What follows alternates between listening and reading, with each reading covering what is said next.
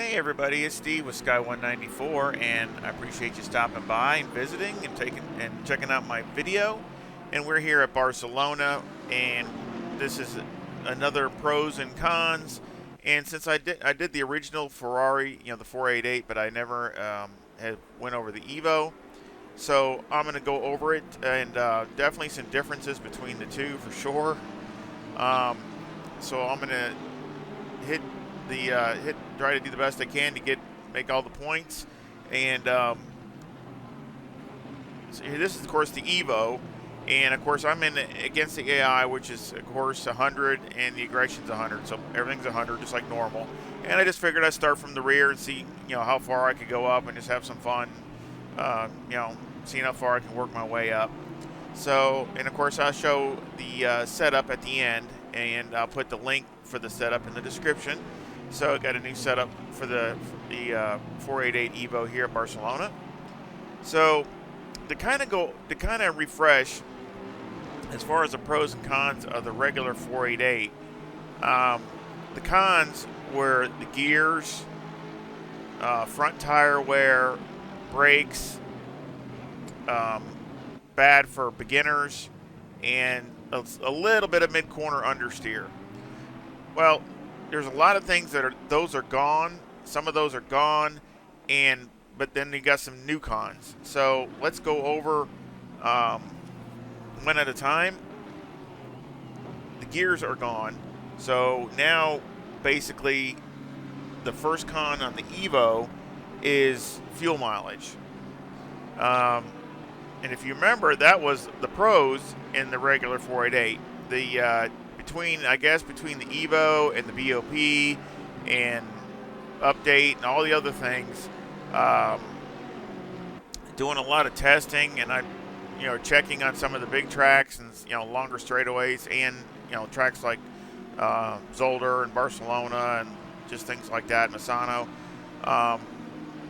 The EVO is more in line, kind of the middle of the pack. It's not. Before it was in the top 3, I would say, as far as mileage. Well, now it's not in the top 3.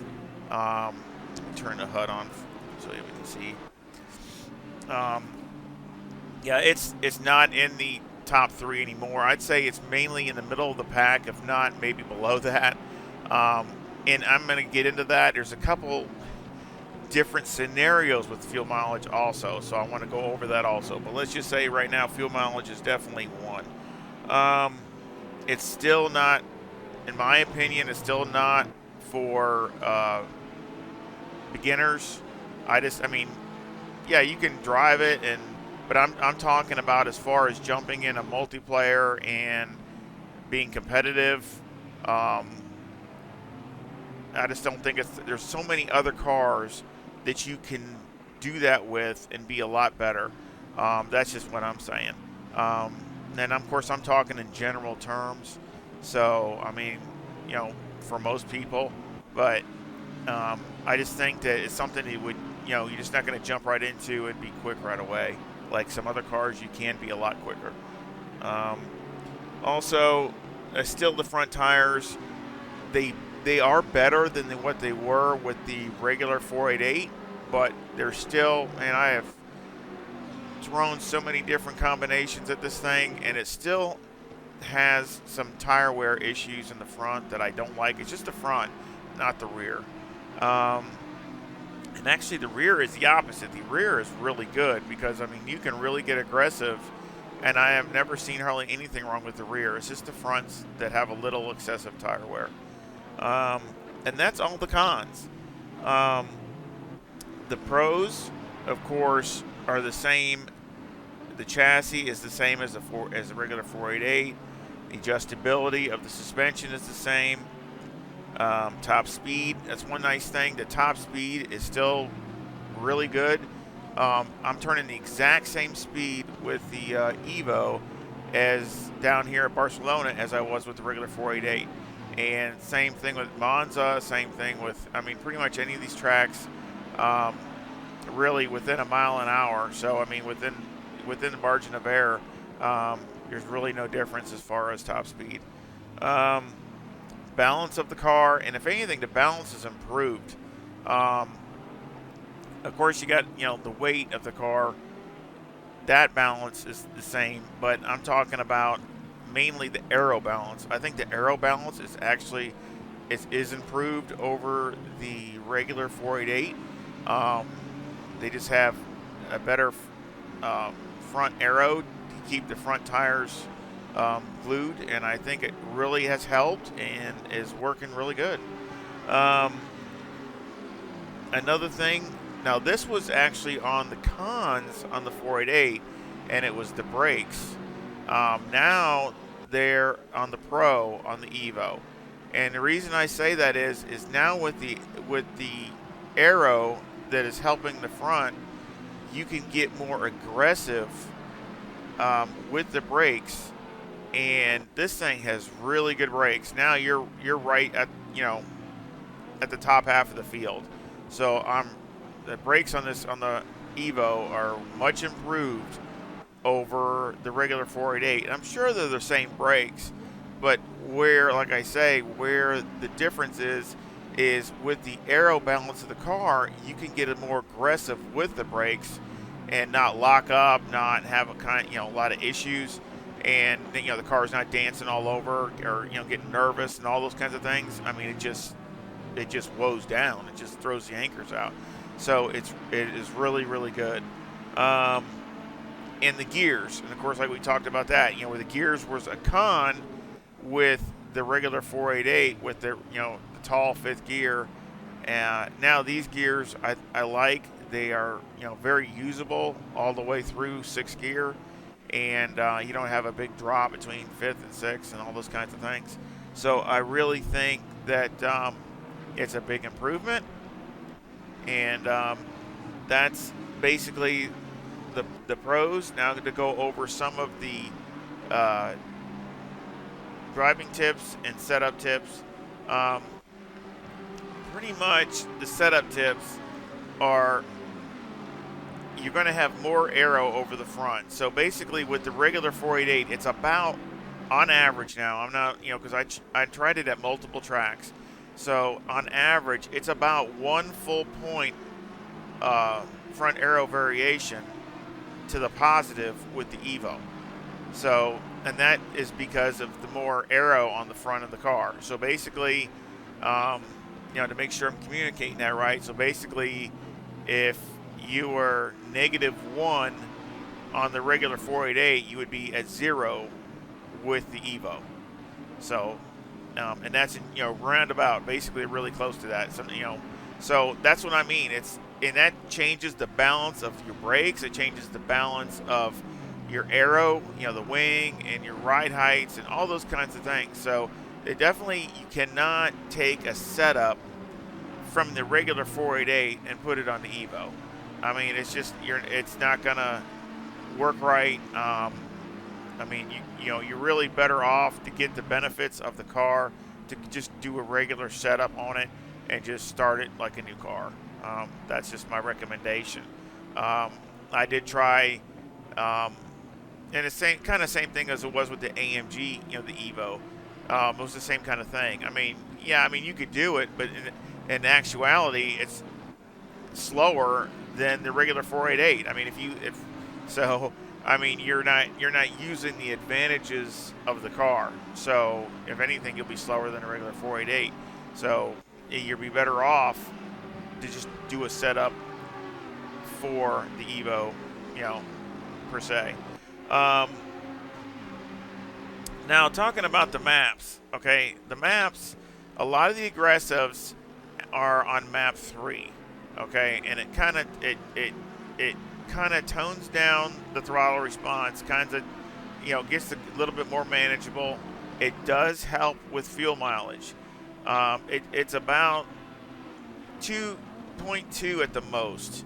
So if you're like 2.5 per liter, then, or 2.5 liters, per lap, then it's like with the number 1 mapping, it's probably like 2.7 in that range. It's usually right around there. It all depends on the track. So, but usually it's right around 2 2.5. And that's if you go from the number 1 to the number 3. So, but there is a performance hit with that. If you can tame the number 1, I always picked up a few tenths with map 1 selected. So, and I tried both maps. And it, I still had good times with map 3, so it's still really good. But if you really want to get aggressive with the car and you have the tires, the tires are good, you can gain some time with map 1. At least that's what I did. I mean, I did here Barcelona, I did at Misano. I mean, everywhere I tried it, I gained a little bit of time. Wasn't huge drastic, but I mean, still, it was probably about tenth, like a tenth of a second or a little more. So, just depending upon the track. So, you'd have to make your choice of whether you like map 1 or map 3, but just be aware of when you're calculating mileage, you need to make sure which one you're on. If you're going to calculate map 1, you can always switch it to map 3 and save a little mileage. You can do it that way, which is kind of a nice thing to do. As the run goes along, the tires wear, switch it to map 3, and it's a little easier on the tires, and you can save a little bit of fuel that way. So that's kind of a neat way of doing it. So again, it's really unique because I don't know of any other car that's like that. So I think that's kind of neat. You can pick and choose how you want it, and it really does affect performance and fuel mileage. I mean, not drastically, but it's still there. Let's see what else we got. Everything else, as far as the setups, like doing the diff is about the same. You still need to run a little more diff, preload on the diff than some of the other mid-engine cars. So, I mean, again, it's not drastic, but a lot of the aggressives are way out there as far as that. But, with me, with the setups I was doing, I was just running, my normal stuff, and it was working fine, just like here and Misano and Monza and things like that, and it was working fine. But you still got to run a little more preload than you do the Lamborghini or the Audi or things like that. So it's just most of the time. So, but other than that, I mean, the car and as far as like that, where it had the mid-turn understeer a little bit, on the 488, just a little bit. It wasn't really bad, but compared to the Lamborghini and the Audi, it basically had a little bit of understeer mid-corner. Well, this one pretty much has wiped that away. If you have it set up right, you won't have any mid-corner understeer. And that's, again, with the added aero in the front of the car, it really has helped make a difference. Basically, through the middle of the corner, on the brakes, it's really, again, Ferrari, they're definitely smart. And, they, went after the weak points of the car, I really think. And to me, they pretty much checked all the boxes. Now, of course, you still have, like the fuel and things like that, which that could be just, BOP and things like that were adjusted. So I don't know if that had anything to do with the EVO. But it definitely is a difference. So, but the car to me is a well-balanced improvement over the 488. The 488 was really good. So, but to me, I really like the EVO much better just because of the balance and the way I drive. If I really want to get aggressive with the car, I can get really aggressive, and it handles it fine. The balance, as far as the balance, and you can ride the front end, so to speak, going into a corner, and you're not going to wash out, and it's not going to have a crazy mid-corner understeer and things like that. And that's what I like, on a car if you really want to get aggressive, as long as you got new tires or good tires under it. Obviously when the tires get more worn a little bit, you got to back off and drive to what the car is telling you. But I think it's really, really good. And I think this here, of course, I was fighting with the cars, just having a good time. We'll go over the setup. I moved up to second which I was pretty happy with that. I was just having some fun, with 21 cars and basically starting at the very rear, and 100 on the AI and 100 on the aggression, and moved up to second. I mean, it was fun, but just to have a good time, and also I was trying out the setup in traffic and in a race to see how it would do also at the same time, since I did a new setup for the EVO here at Barcelona. So let's go over the setup, get to that. And I got 25.2 left front and left rear, 26.8 right front, and 26.4 right rear. The toe is negative 0.05, with the camber at negative 3.7 left front and negative 3.6 right front, with the caster at 15.5. The toe on the rear is 0.1, with the camber at negative 3.1 on the left rear and negative 3 on the right rear. Electronics were 3, 5, and 3. Now I had it on the number 1 map, so I just seemed to do better with that, so I just left it on number 1. Fuel, I had 65 liters, and with the number 1 brake pad, and there was light graining on the front, but what I did like is look at the wear. Front to back, at least on this left side, it's just about dead even, so I really like that. A little bit more of a gap on this side, but I like it how on the load side it's pretty much even, so I like that. Mechanical, got 28 on the anti-roll bar, and if you can see, look at the brake bias, 54. You can get really aggressive with the brakes, and the car just gobbles it up. No problem at all. So, and that's what I really like that. The springs on the front are 151,000, with a bump stop rate of 900 and a bump stop range of 1 on the left front and 3 on the right front. On the rear, the springs are 155,000, with a bump stop rate of 600 and a bump stop range of 10 on the left rear and 20 on the right rear.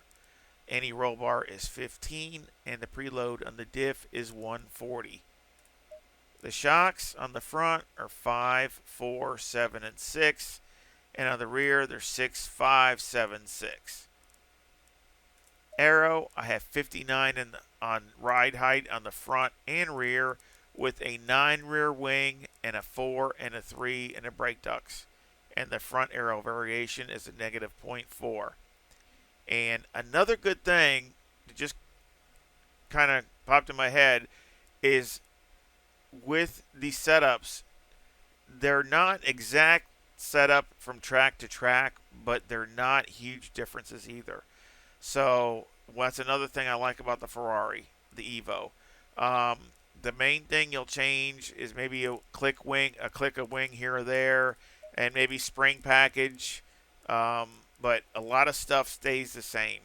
So that's one thing I do like. So you're not, it's not a complete whole new setup, even though you are changing some stuff.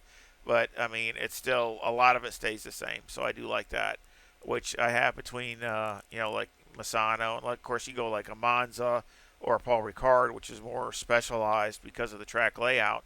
It will be different. But a lot of the other tracks it'll work at other places. But I hope you liked the pros and cons for the Ferrari EVO.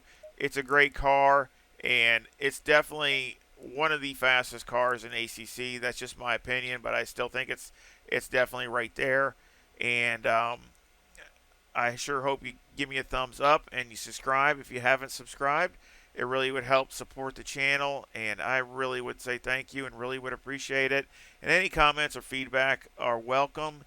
And of course, I had some requests for some setups for the McLaren and the Honda EVO, and I'm working on those. So I'm going to be trying to have a few of those come out here or there. So I'll do what I can with those, and I sure hope you come back and see that. And I sure hope you come back and visit really soon. Y'all take care. See ya.